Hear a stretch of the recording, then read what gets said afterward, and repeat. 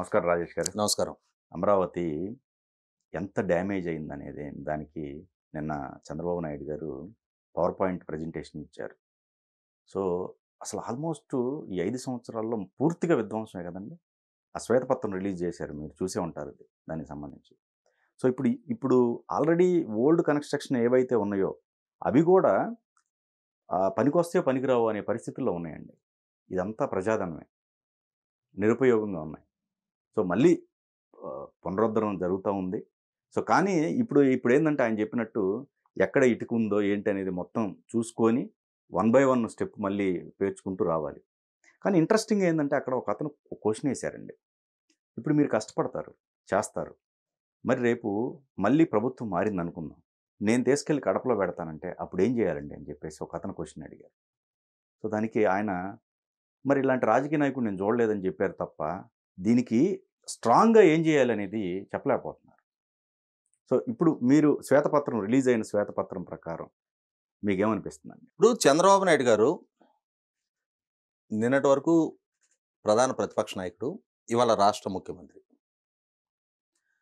ప్రధాన ప్రతిపక్ష నాయకుడిగా అమరావతి అంశం గురించి ఏ అంశాలైతే ప్రజలకు వివరించి చెప్తా వచ్చారో, అమరావతి ఉద్యమకారులు ఏ అంశాలనైతే ప్రస్తావిస్తూ వస్తున్నారో, ప్రజాస్వామ్యాన్ని కాంక్షించే మీలాంటి వాళ్ళు, నాలాంటి వాళ్ళు ఇన్ని సంవత్సరాలుగా ఏ అంశాలనైతే పదే పదే మాట్లాడుతూ ఉన్నామో, అదే అంశాలు ఇప్పుడు శ్వేతపత్రంలో కూడా మరొక్కసారి తేటతెల్లమైనయి తప్ప, జగన్మోహన్ రెడ్డి గారు తీసుకున్న 3 రాజధానుల నిర్ణయ పర్యవసానం 5 కోట్ల మంది ప్రజలకు కూడా అమరావతి రాజధాని మాస్టర్ ప్లాన్ ఏంటి?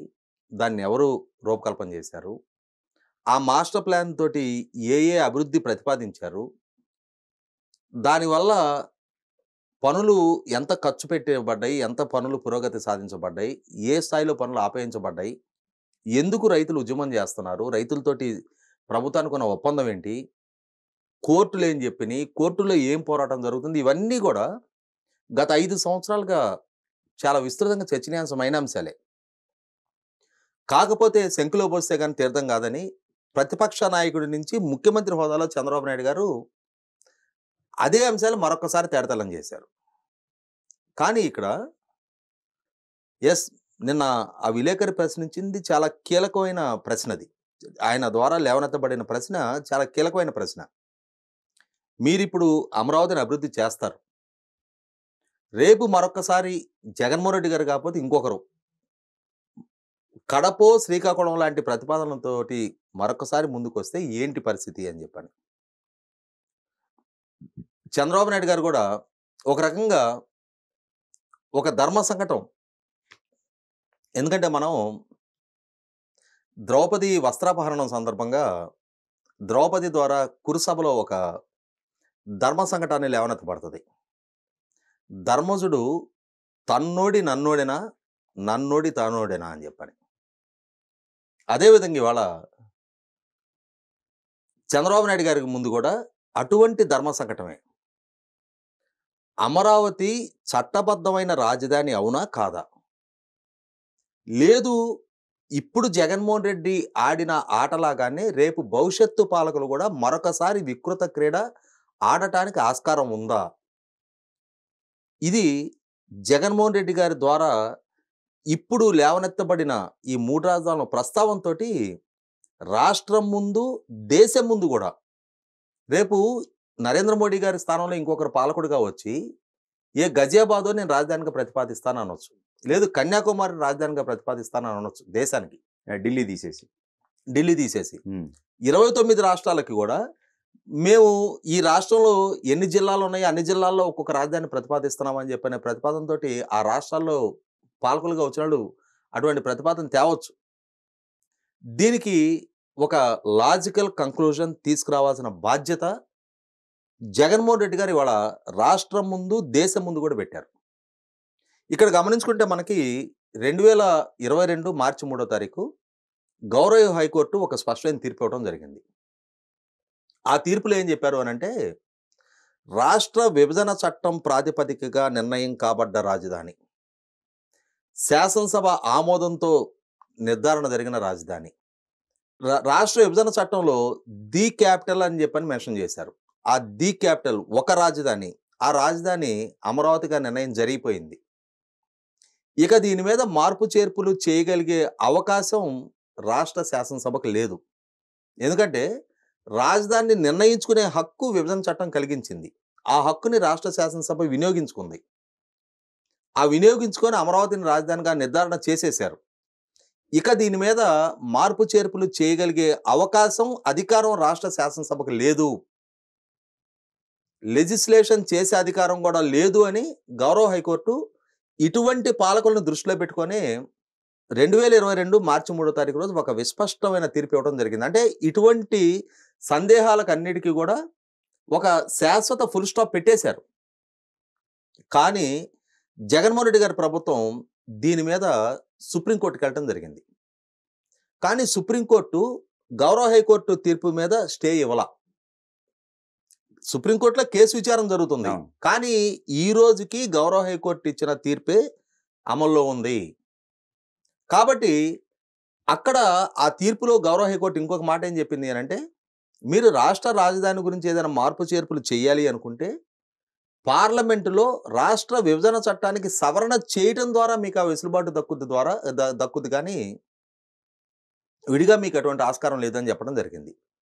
పార్లమెంటులో 2014 ఫిబ్రవరి 20 తారీఖు రోజు ఆమోదం పొందిన రాష్ట్ర విభజన చట్టానికి, అది 10 సంవత్సరాల కాల పరిమితితోటి ఆమోదం పొందిన విభజన చట్టానికి, జూన్ 2, 2024 సంవత్సరంతో ఆ కాల పరిమితి కూడా పూర్తయిపోయిన విభజన చట్టానికి ఇప్పుడు కొత్తగా సవరణ చేయగలగటం అనేది అసాధ్యం. ఇటువంటి పరిస్థితుల్లో చట్టపరంగా ఏపీ రీఆర్గనైజేషన్ బిల్లు ద్వారా ఏర్పాటు జరిగిన అమరావతి రాజధాని శాశ్వత రాజధానిగానే కొనసాగుతుంది అని చెప్పని గౌరవ హైకోర్టు ఒక తీర్పుతోటి లాక్ చేసింది దాన్ని. ఇప్పుడు సుప్రీంకోర్టులో కేసు ఉంది. జగన్మోహన్ రెడ్డి గారు పాలకుడిగా లేడు, చంద్రబాబు నాయుడు గారు పాలకుడిగా ఉన్నారు. రాష్ట్ర ప్రభుత్వ అభీష్టం ఆ కేసు విత్డ్రా చేసేసుకుంటే అయిపోద్ది. ఓకే. విత్డ్రా చేసేసుకొని ఏదైతే గౌరవ హైకోర్టు ఇచ్చిన తీర్పు ఉందో ఈ తీర్పుని చట్టబద్ధత కల్పిస్తూ పార్లమెంటు ద్వారా రాష్ట్ర విభజన చట్టం ద్వారా ఆమోదం పొంది నిర్ణయం జరిగిన అమరావతిని శాశ్వత రాజధానిగా దేశం గుర్తిస్తుంది అని పార్లమెంటు ద్వారా ఒక ఎండార్స్మెంట్ చేపిస్తే ఇక శాశ్వతంగా ఆ సమస్యకు ముగింపు వచ్చేసినట్టే. అదొక అంశం. ఓకే. ఇక వైసీపీ పార్టీ జగన్మోహన్ రెడ్డి గారు 2014 తర్వాత ఒకసారి 2014 సెప్టెంబర్ 3వ తారీఖు రోజు విజయవాడ గుంటూరు మధ్య, అంటే అప్పటికి అమరావతి అనే పేరు కూడా నిర్ధారణ జరగల, రాజధాని ప్రతిపాదిస్తూ అసెంబ్లీలో బిల్లు ప్రవేశపెట్టిన రోజు 13 జిల్లాల చిన్న రాష్ట్రంగా ఏర్పడిన ఆంధ్రప్రదేశ్లో ప్రాంతీయ విద్వేషాలు పెంపొందించడం మా అభీష్టం కాదు, మీ ప్రతిపాదనకి మా ఏకగ్రీవ మద్దతు తెలుపుతున్నాం అని చెప్పని మద్దతు తెలిపిన జగన్మోహన్ రెడ్డి గారు ఒక్కసారి తను పాలనలోకి వచ్చిన తర్వాత తన క్యాబినెట్లో మున్సిపల్ అడ్మినిస్ట్రేషన్ సీనియర్ మినిస్టర్గా ఉన్న బొత్స సత్యనారాయణ గారి చేత అది శ్మశానం అనిపించాడు. రాజ్యాంగబద్ధ హోదాలో ఉన్న స్పీకర్ చేత దాన్ని ఎడారి అనిపించాడు. తన పార్టీ, తన సోషల్ మీడియా, తన చేతిలో ఉన్న మీడియా చేత అక్కడ ఇన్సైడర్ ట్రేడింగ్ జరిగింది అనిపించారు.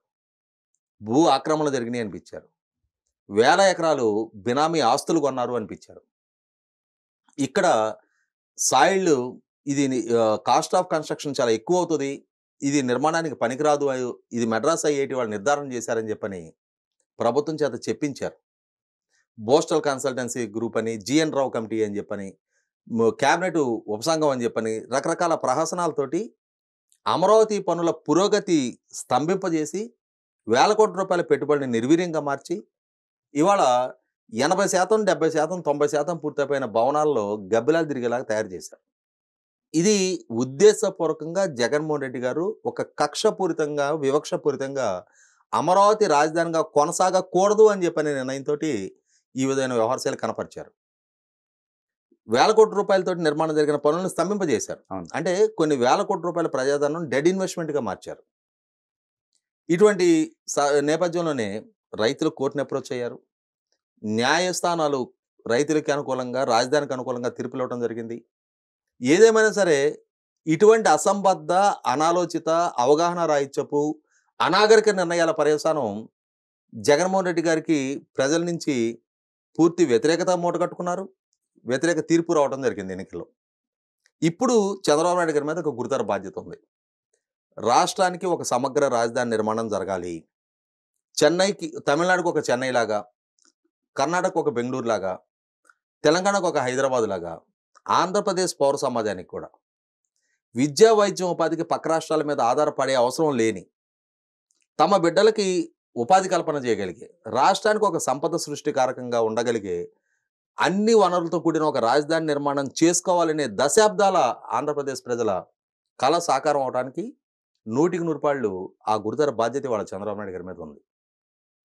ఇటువంటి నేపథ్యంలో ఆయన మానస పుత్రిక, ఆయన ద్వారా రూపకల్పన చేయబడ్డ ల్యాండ్ పూలింగ్లో 29,000 మంది పైగా రైతులు ముందుకొచ్చి 34,000 పైగా ఎకరాల భూమి, నేను అనుకోవటం నిన్న చంద్రబాబు నాయుడు గారి ద్వారా కూడా స్పష్టమైంది, largest experience in the world.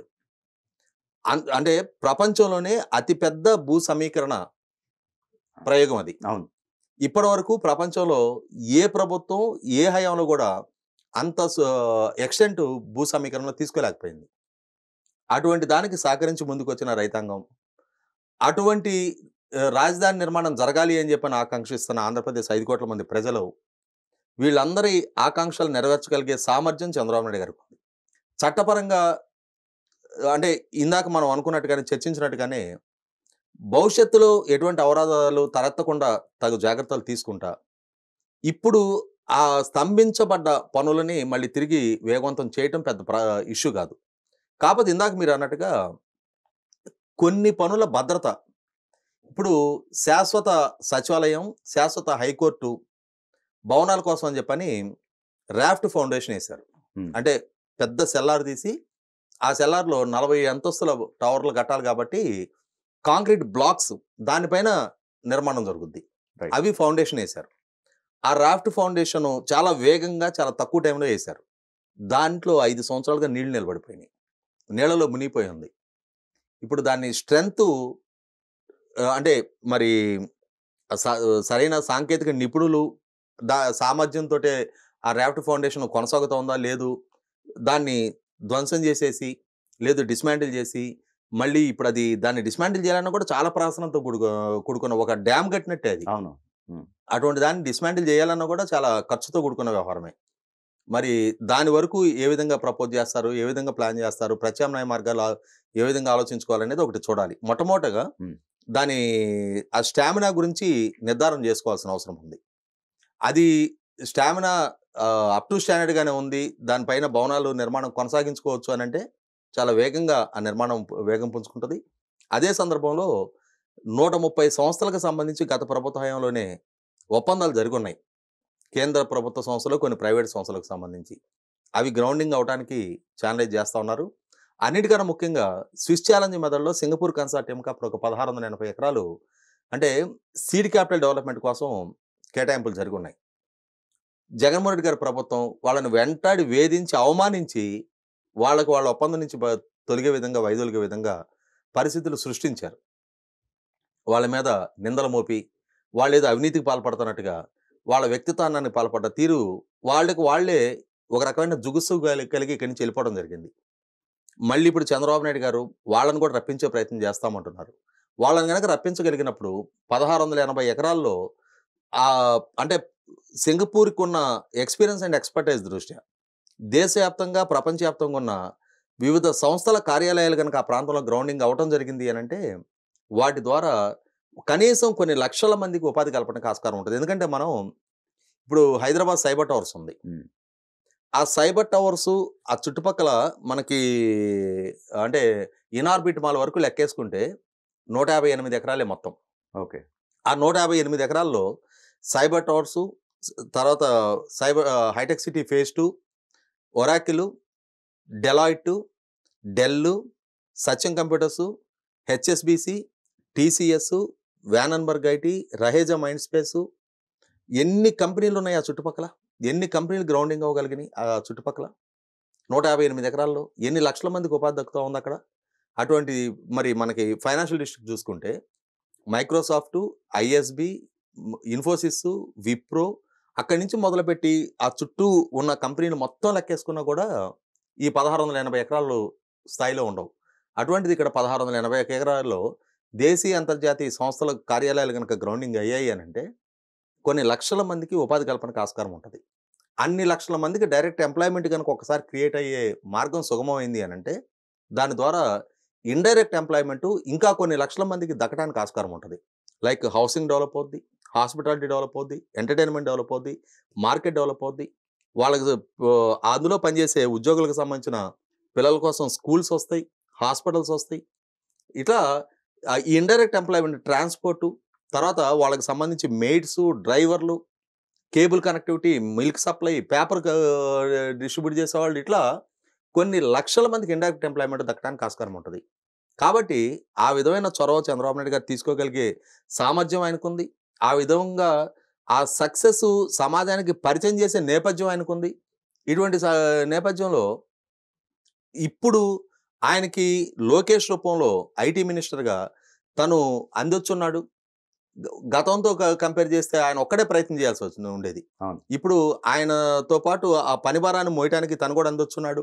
Pawan Kalyan గారి రూపంలో పంచాయతీరాజు మినిస్టర్‌గా తను కూడా మంచి ఎనర్జీ లెవెల్ ఉన్న మినిస్టర్ చేతిలో ఉన్నాడు. కేంద్ర ప్రభుత్వ సహకారం ఉంది ఇప్పుడు.